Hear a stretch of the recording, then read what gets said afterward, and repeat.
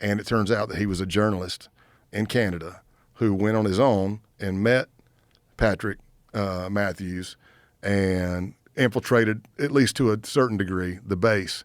And then he puts out in a big news article up there that this guy is Patrick Matthews. And so RCMP comes to his house, takes his guns. He gets booted from the National Guard thing, loses his job. His parents don't like him anymore, and they lose him.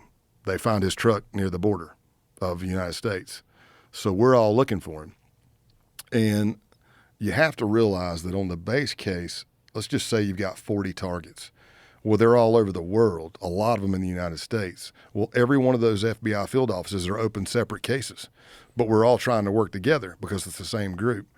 And we get to a point to where, we were looking for Patrick Matthews, and there's an unbelievable case agent.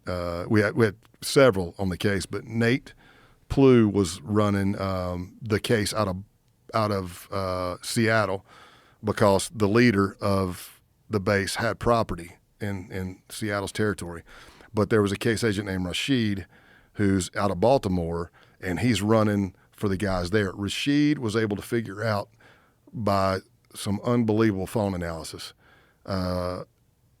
when Patrick came into the United States, and we're tracking. We're all looking for him. We think we might know where he's at, and I show up at a training in North Georgia, in Rome, Georgia, and he's there. When I pulled up, I see vehicles, and I'm counting heads under the barn, and I'm like, there's one extra person. I know that's that person's car. And I say, well, I'll see when I walk up. I walk up, and by then his hair had all grown out and had a red bushy beard. And he's like, as soon as he started talking, it was a Canadian accent. And I was like, hey, man, welcome to the United States, brother. So now we had him there. And now we're starting to find out a little bit more about death plots and this, that, and the other. But is it just drunk talk, or are they actually planning on doing something? Right.